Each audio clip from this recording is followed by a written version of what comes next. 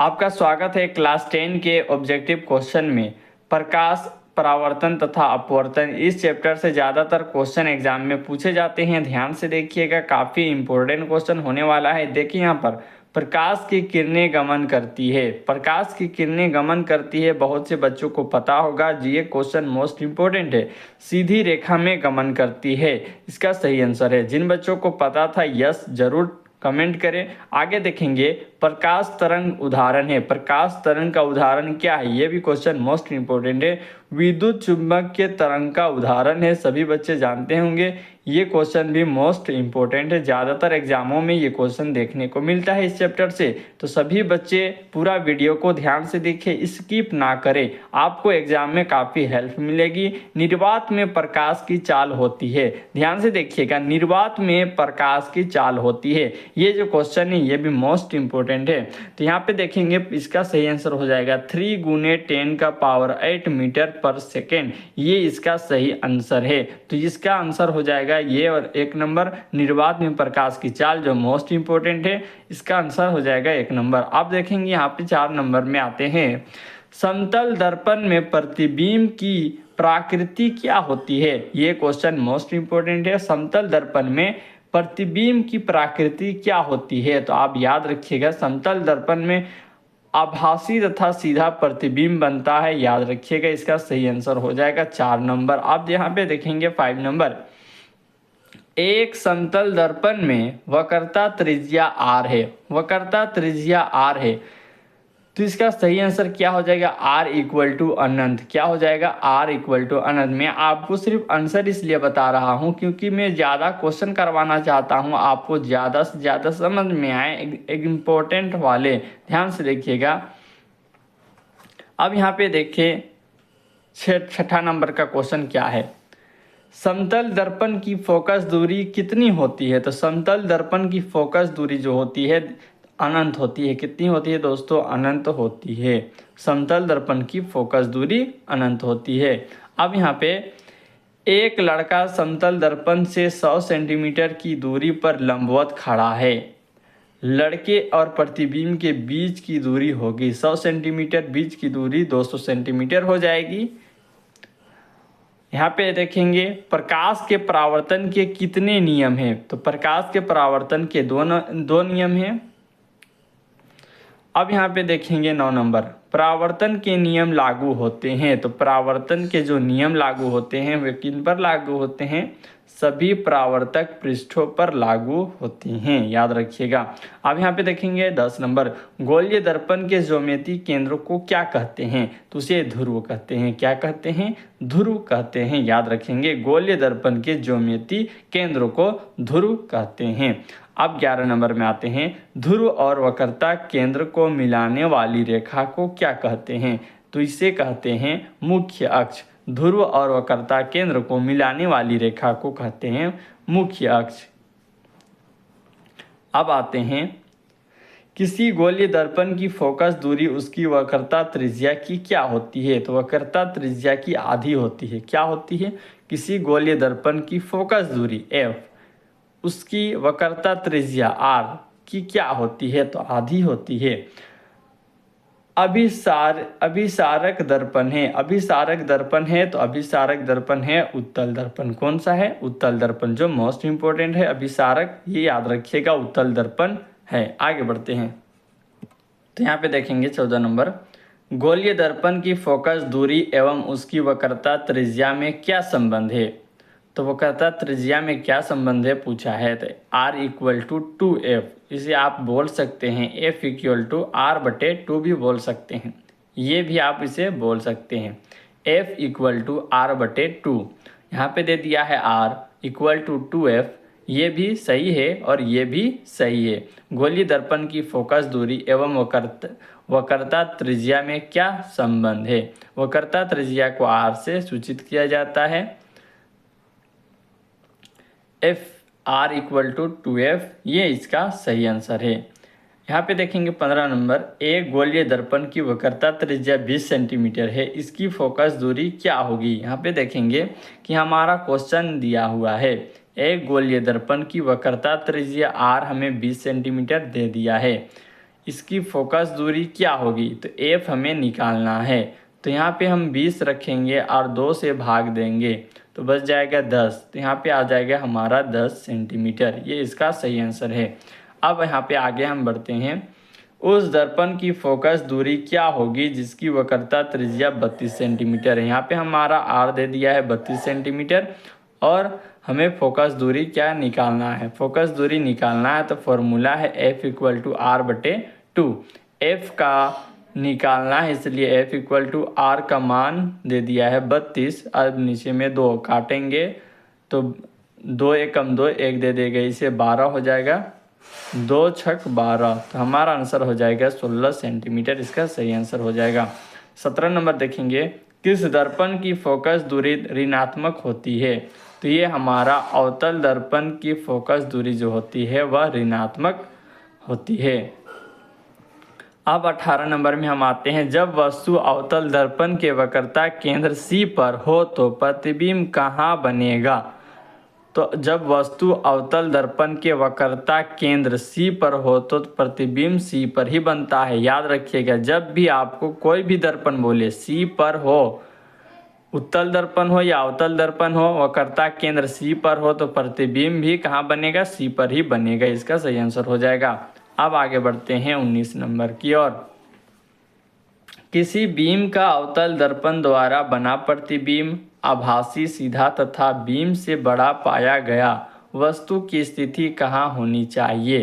तो ये वस्तु की स्थिति जो है ये होनी चाहिए दर्पण के ध्रुव तथा मुख्य फोकस के बीच होनी चाहिए। आप इसको काफ़ी आसान तरीके से समझिएगा, आगे मैं इसे बताऊंगा। बहुत ही आसान क्वेश्चन है, अगर आप एक बार समझ लेते हैं तो आपको इस प्रकार के जो क्वेश्चन है C पर एवं F के बीच कहाँ पर ये प्रतिबिंब बनेगा वो पूरा डिटेल में मालूम हो जाएगा। तो इसे मैं नेक्स्ट वीडियो में बनाऊंगा डिटेल से। तो यहाँ पे देखेंगे दर्पण के ध्रुव तथा मुख्य फोकस के बीच। यहाँ पे देखेंगे किसी दर्पण से आप चाहे कितनी ही दूरी पर खड़े हो, आपका प्रतिबिंब सदैव सीधा प्रतीत होता है। संभावित दर्पण है, तो कौन सा ऐसा दर्पण है जिससे प्रतिबिंब सदैव सीधा प्रतीत होता है, तो ये दर्पण है या तो समतल अथवा उत्तल। इन दोनों ही दर्पणों में कैसा प्रतिबिंब बनता है, सदैव सीधा प्रतिबिंब बनता है। तो याद रखिएगा ऐसा कौन सा प्रतिबिंब है जो सदैव सीधा प्रतिबिंब बनाता है, तो समतल दर्पण अथवा उत्तल दर्पण। यहाँ पे देखेंगे किस नंबर, कौन सा दर्पण आभासी, सीधा तथा वस्तु के आकार से छोटा प्रतिबिंब बनाता है, तो वस्तु के आकार से छोटा प्रतिबिंब बनाता है। तो इसका सही आंसर हो जाएगा अवतल दर्पण। क्या कौन सा दर्पण आभासी, सीधा तथा वस्तु के आकार से छोटा प्रतिबिंब बनाता है, तो वस्तु के आकार से अवतल दर्पण बनाता है छोटा प्रतिबिंब। कौन सा दर्पण, अवतल दर्पण, याद रखिएगा। यहाँ पे देखेंगे 22 नंबर, किस दर्पण से वस्तु का प्रतिबिंब बड़ा बनता है, तो किस दर्पण से वस्तु का प्रतिबिंब बड़ा बनता है, तो अवतल दर्पण में ही बड़ा बनता है। किस दर्पण में, अवतल दर्पण में। तो आप याद रखिएगा अवतल दर्पण में छोटा भी बनता है और अवतल दर्पण में बड़ा भी बनता है। यहाँ पे देखेंगे 22 नंबर का क्वेश्चन हमारा, किस दर्पण से वस्तु का प्रतिबिंब बड़ा बनता है, किस दर्पण से वस्तु का प्रतिबिंब बड़ा बनता है, तभी हमने बताया अवतल दर्पण। यहाँ पे देखेंगे अवतल दर्पण में वस्तु का प्रतिबिंब होता है, तो अवतल दर्पण में वस्तु का प्रतिबिंब कैसा होता है, आभासी और वास्तविक दोनों होता है। ये अवतल दर्पण में वस्तु का प्रतिबिंब आभासी भी बनता है और वास्तविक भी बनता है। तो इसका सही आंसर हो जाएगा 1 एवं 2 दोनों प्रकार का। आप समझ चुके होंगे ये अवतल दर्पण जो है दोनों प्रकार की प्रतिबिंब को ये बना सकता है। अब यहाँ पे हम आते हैं 24 नंबर में, उत्तल दर्पण द्वारा बना प्रतिबिंब सदैव होता है। उत्तल दर्पण द्वारा जो बना प्रतिबिंब होता है सदैव कैसा होता है, सीधा होता है। आगे बढ़ते हैं, उत्तल दर्पण द्वारा बना प्रतिबिंब होता है कैसा होता है, तो ये होता है आभासी तथा सीधा होता है। याद रखिएगा उत्तल दर्पण द्वारा बना प्रतिबिंब होता है, आभासी तथा सीधा। यहाँ पर देखेंगे किस दर्पण का दृष्टि क्षेत्र विस्तृत होता है। तो ये जो क्वेश्चन है ये मोस्ट इम्पोर्टेंट है, इसका सही आंसर हो जाएगा उत्तल दर्पण। कौन सा दर्पण? उत्तल दर्पण। वाहनों में पश्च दृश्य दर्पण के रूप में किस दर्पण का उपयोग किया जाता है? तो वाहनों में पश्च दृश्य दर्पण के रूप में मतलब कि पीछे की ओर देखने के लिए किस दर्पण का उपयोग किया जाता है? तो ये उत्तल दर्पण का उपयोग किया जाता है। वाहनों के अग्रदीपों में किस दर्पण का उपयोग किया जाता है? तो वाहनों के अग्रदीप मतलब क्या है कि आगे के जो हेडलाइट रहता है उसमें कौन सा दर्पण लगाया जाता है? तो ये अवतल दर्पण, अवतल दर्पण लगाया जाता है। यहाँ पे देखेंगे पश्च दृश्य, पश्च दृश्य का मतलब क्या है? किसी दर्पण का उपयोग किया जाता है। वाहनों में पश्च दृश्य दर्पण के रूप में किस दर्पण का उपयोग किया जाता है? मतलब कि पीछे आगे के जो है आगे में जो दो मिरर रहते हैं उसको बोलते हैं पश्च दृश्य दर्पण, जिससे हम पीछे का दृश्य को देख सकते हैं। तो उसमें लगाया जाता है उत्तल दर्पण। और ये अग्रदीपों का मतलब क्या है? आगे का हेडलाइट में जो दर्पण का उपयोग किया जाता है उसे अवतल दर्पण कहते हैं। यहाँ पे देखेंगे 31 नंबर, सूर्य भट्ठियों में किस दर्पण का उपयोग किया जाता है? तो सूर्य भट्ठियों में अवतल दर्पण का उपयोग किया जाता है। एग्जाम में क्या होता है कि अवतल दर्पण के 5 उपयोग को पूछ देता है और उत्तल दर्पण के 5 उपयोग, जिसमें आपको 5 नंबर दिए जाते हैं। तो याद रखिएगा, इन सभी को याद रखिए। ऑब्जेक्टिव में भी आपको पूछ सकता है और सब्जेक्टिव में भी पूछ सकता है। जैसे कि यहाँ पे है सूर्य भट्टियों में किस दर्पण का उपयोग किया जाता है? तो अवतल दर्पण। इसी से रिलेटेड आपको बोल देगा एग्जाम में कि अवतल दर्पण के 5 उपयोग को लिखे। तो सौर भट्टियों में किया जाता है, वाहनों के अग्रदीपों में किया जाता है अवतल दर्पण का उपयोग, यहाँ पर भी अवतल दर्पण का उपयोग किया जाता है। आप ये देखेंगे मोटर चालक के सामने कौन सा दर्पण लगा रहता है? मोटर चालक के सामने कौन सा दर्पण लगा रहता है? तो उत्तल दर्पण लगा रहता है, मैंने आपको पहले बताया था। पश्च दृश्य मतलब उत्तल दर्पण यहाँ पे बोले थे। और यहाँ पे मोटर चालक के सामने कौन सा दर्पण लगाया जाता है? तो उत्तल दर्पण लगा रहता है। यहाँ पे हम आगे बढ़ते हैं 33 नंबर में, सोलर कुकर में किस गोलीय दर्पण का उपयोग किया जाता है? तो सोलर कुकर में भी अवतल दर्पण का उपयोग किया जाता है। अब यहाँ पे देखेंगे हजामत बनाने के लिए किस दर्पण का व्यवहार किया जाता है? तो इसका भी मतलब क्या है? अवतल दर्पण का ही उपयोग किया जाता है हजामत मतलब कि दाढ़ी बनाने में।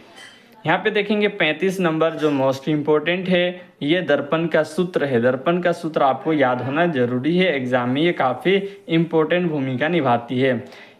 यहाँ पे देखेंगे दर्पण सूत्र होता है 1/v + 1/u = 1/f।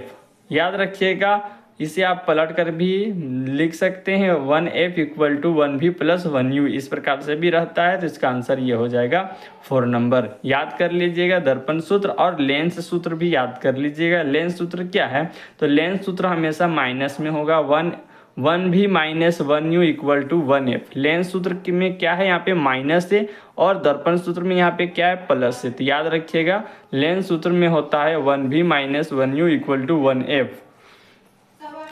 तो अगर आगे बढ़ते हैं दोस्तों 37 नंबर जो मोस्ट इम्पोर्टेंट है, किस प्रकार का लेंस वास्तविक उल्टा तथा वस्तु के आकार से बड़ा प्रतिबिंब बनाता है? तो ये हमारा जो है लेंस से रिलेटेड क्वेश्चन है MCQ के जो इम्पोर्टेंट है। किस प्रकार का लेंस वास्तविक उल्टा तथा वस्तु के आकार से बड़ा प्रतिबिंब बनाता है? तो ये हो जाएगा लेंस में उत्तल लेंस। हम लोग उधर पढ़े थे अवतल लेंस में कौन सा ऐसा दर्पण है उत्तर हम लोग। तो मैं बता रहा था दोस्तों कि यहाँ पे जो है किस प्रकार के लेंस वास्तविक उल्टा तथा वस्तु के आकार से बड़ा प्रतिबिंब बनता है। तो यहाँ पे बड़ा प्रतिबिंब उत्तल लेंस में बनता है, लेंस वाला में। और हम लोग पहले पढ़े थे उत्तल दर्पण। उत्तल दर्पण में क्या होता है? छोटा बनता है, लेकिन अवतल दर्पण में बड़ा प्रतिबिंब बनता है। अवतल दर्पण हम बोले, लेंस नहीं बोले। अवतल दर्पण में बड़ा प्रतिबिंब बनता है, जबकि जब हम लेंस में आए, लेंस में तो वास्तविक उल्टा तथा वस्तु के आकार से बड़ा प्रतिबिंब बनता है। कहाँ बनता है? तो उत्तल लेंस में यहाँ बोल रहा है, याद रखिएगा। अगर दर्पण का पूछे तो अवतल दर्पण में बड़ा बनता है, और लेंस का पूछे तो उत्तल लेंस में बड़ा बनता है, याद रखिएगा। आगे बढ़ते हैं। अगर वीडियो पर अभी तक बने हुए हैं तो लाइक और सब्सक्राइब करना ना भूले। आगे बढ़ते हैं 38 नंबर में। किस प्रकार का लेंस आभासी, सीधा तथा वस्तु के आकार से छोटा प्रतिबिंब बनता है, मतलब कि बनाता है? तो ये जो है अवतल लेंस। कौन सा लेंस है जो छोटा प्रतिबिंब बनाता है? तो अवतल लेंस, याद रखिएगा। आगे बढ़ते हैं। अवतल लेंस द्वारा बना प्रतिबिंब हमेशा वस्तु से होता है, तो ये होता है छोटा। कैसा होता है? अवतल लेंस द्वारा बना प्रतिबिंब हमेशा वस्तु से छोटा होता है। अवतल लेंस द्वारा किसी वस्तु का हमेशा किस प्रकार का प्रतिबिंब बनता है? तो अवतल लेंस में, याद रखिएगा, अवतल लेंस में लेंस द्वारा किसी वस्तु का हमेशा किस प्रकार का प्रतिबिंब बनता है? किस प्रकार का प्रतिबिंब बनता है? तो यह आभासी बनता है। कैसा बनता है? आभासी। निम्न में कौन सा पदार्थ लेंस बनाने के लिए प्रयुक्त नहीं किया जाता? तो लेंस बनाने में कौन सा पदार्थ का उपयोग नहीं किया जाता है? तो मिट्टी का उपयोग नहीं किया जाता है, जल का उपयोग किया जाता है, कांच का, प्लास्टिक का, लेकिन मिट्टी का उपयोग नहीं किया जाता है।